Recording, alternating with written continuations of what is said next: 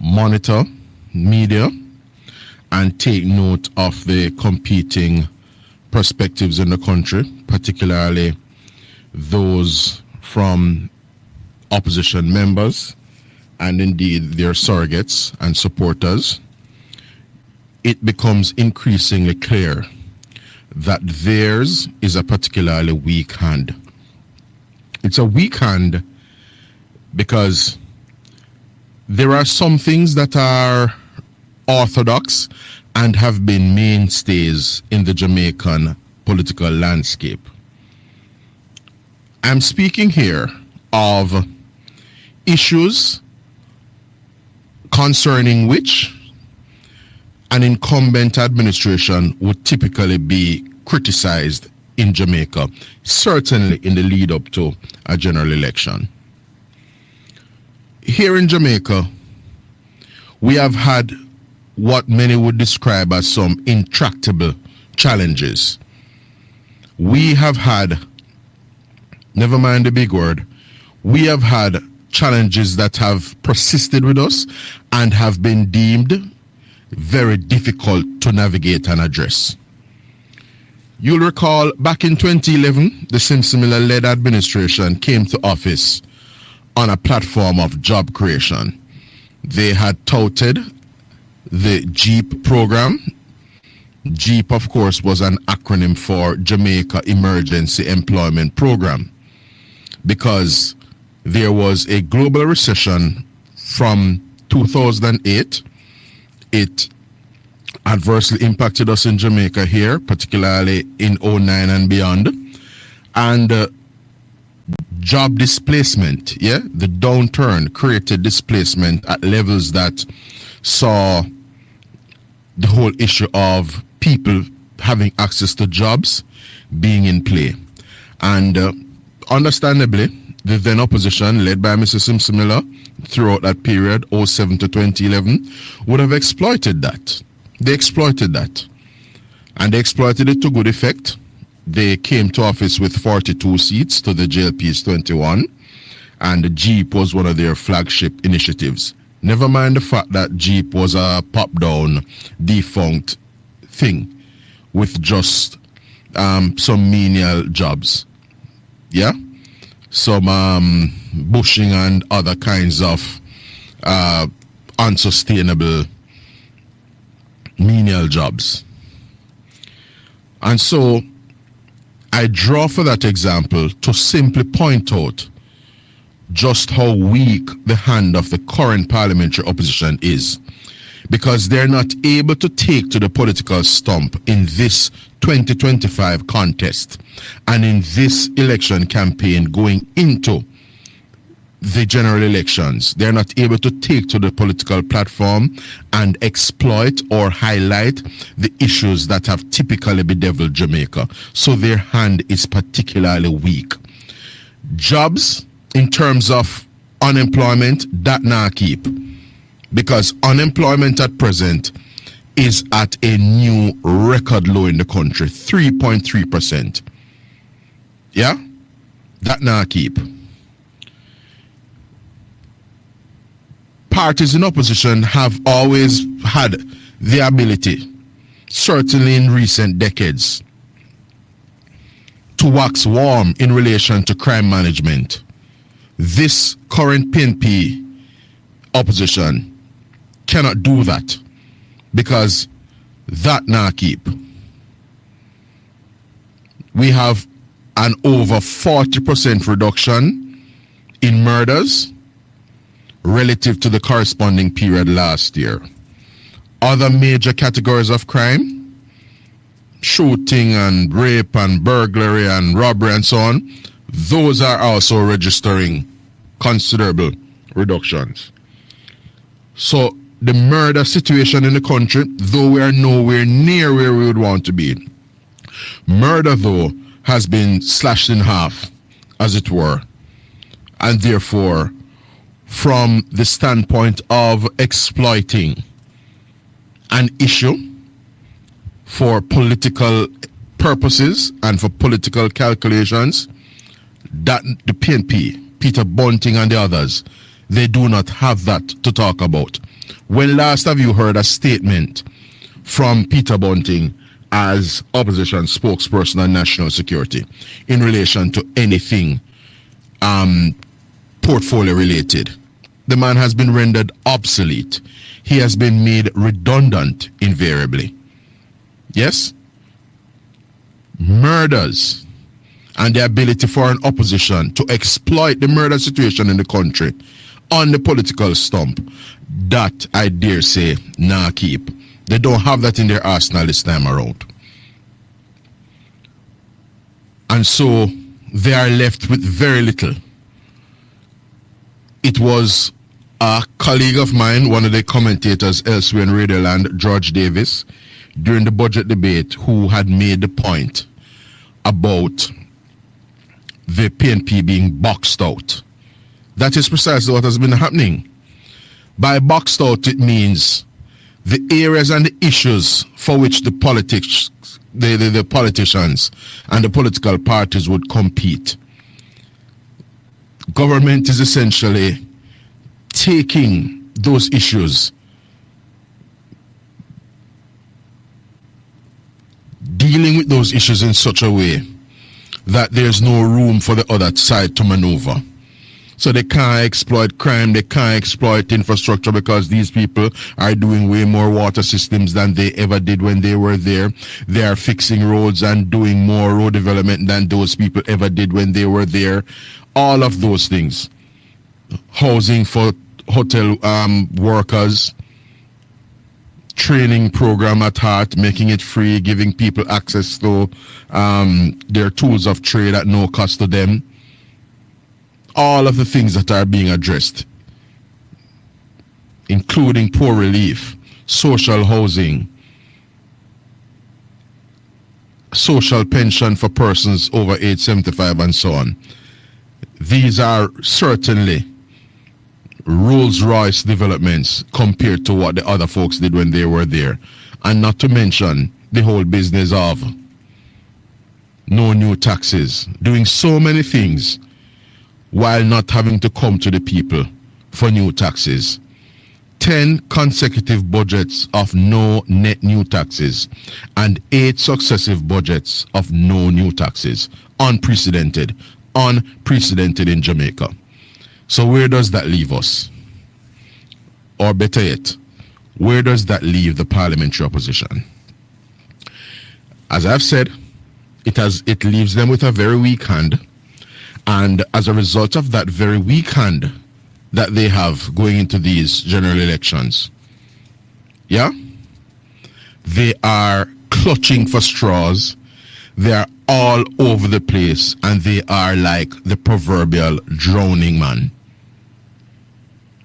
When you see a party in opposition trying to mock ribbon cutting, you know say it gone bad. You know say it's simple out there. Ribbon cutting and groundbreaking means that things are happening. Political parties who come to the people to seek election, seeking to be elected to form government, they do so on the promise of and with the expectation in the mind of the electorate that they are going to deliver and perform for the people. So when ground is broken and when ribbon is cut, contrary to what the PNP would want to mislead its supporters into believing, it is actually a good thing at that them did it for, at that them got elected for. And they didn't get elected for 4 years or 4.5 years. The Prime Minister of the day, it is his prerogative to determine when the people go to the polls in accordance with what the constitutional stipulations are. But just to be very clear, a government is elected in the Jamaican context for a 5-year term of office. If you want to call it earlier, that's a fair business. If you want to go the 5 years, that's a fair business. If you want to go just under 5 years, that's a fair business. But what is for sure is that as long as you are there, it is your job to deliver for the people.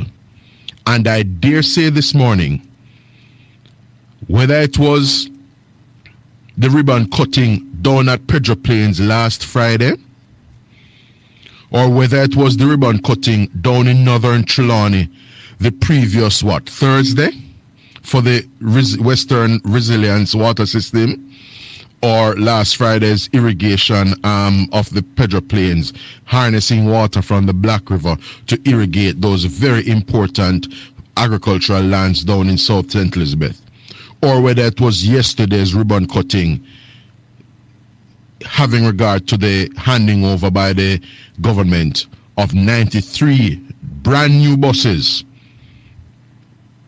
yes, to the JUTC. That is what government is there for, to deliver for the people. So when you see mockery being made of ribbon cutting, Mark Golding said, boy, government is engaged in gimmicks. Them a go about the place a cut ribbon. What rubbish. Then what government must do, guy?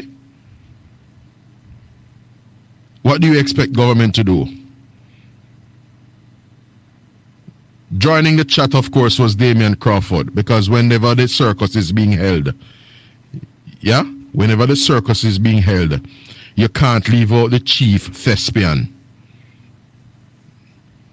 You can't leave out the chief thespian.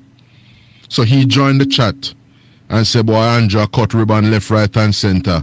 Him send him 2-year-old to school, and she come back home with bubbles only. When he inquired, what happened to the ribbon? He may say, Andrew cut it. Well, you're very right. Ribbon are cut left, right, and center, guy. And ribbon are cut unapologetically.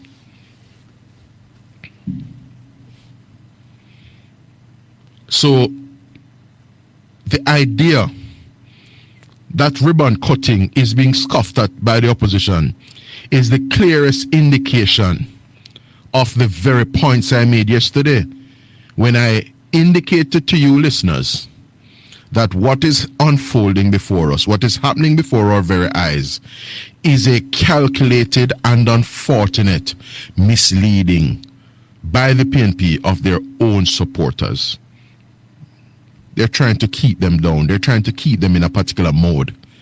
They're trying to perpetuate and consolidate this erroneous view that nothing will go on.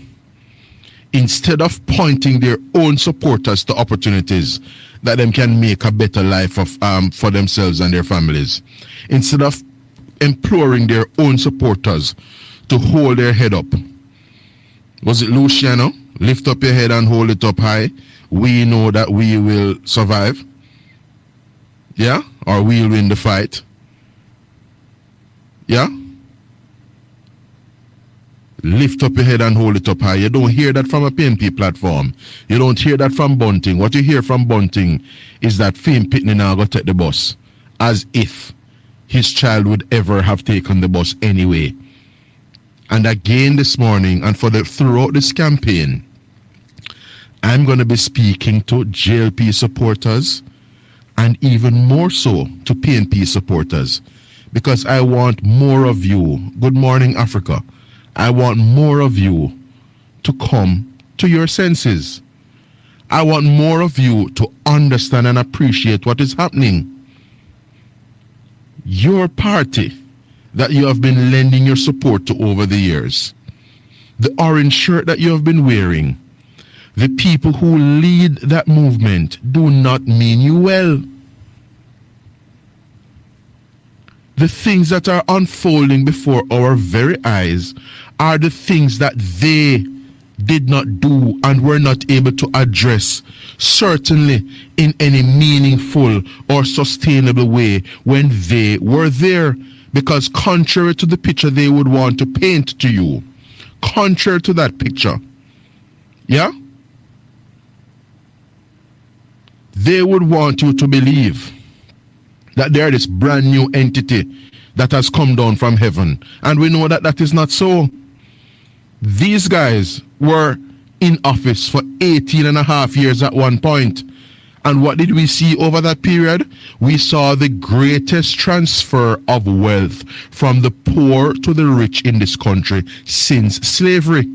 And those are not my words. Those are words of one of their own, Ronnie Thwaites. It was Ronnie Thwaites who said that. So when fish come from river bottom and tell you say shark down there, take it, me tell you say, you better believe him.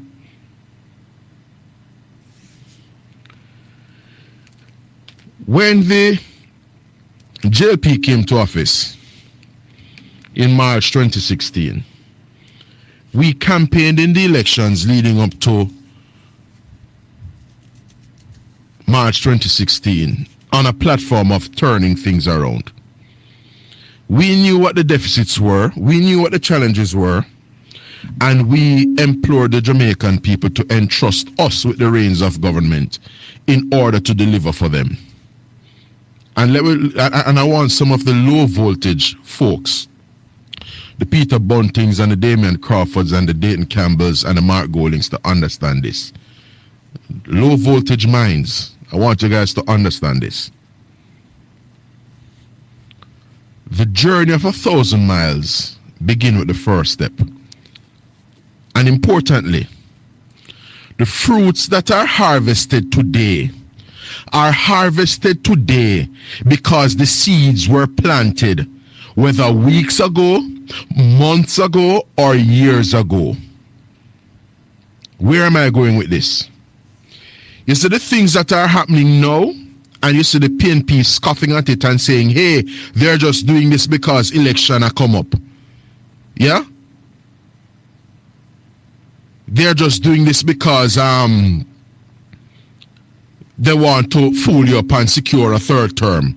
The question is, why the PNP never do it when they're there? Why they never reduce crime by 44%? Murders, that is. Why they never went do it? Why they never build an urban center out in St. Thomas? Why they never sort out an urban center for Port Antonio and a bypass for Port Antonio, as is being done as we speak? Why? Why didn't the PNP bring irrigation water and irrigation infrastructure to the plains of St. Elizabeth, as is being done now? And in Western Jamaica, there has long been a challenge in relation to reliable water supply. Hanover, Westmoreland, St. James, a lot of inefficiencies with respect to water supply. And you now have a Western water resilience system on the way. Why them never did do it when they were there? I'm going to pick up when I come back from this break, but stay with us. On the other side, we'll return.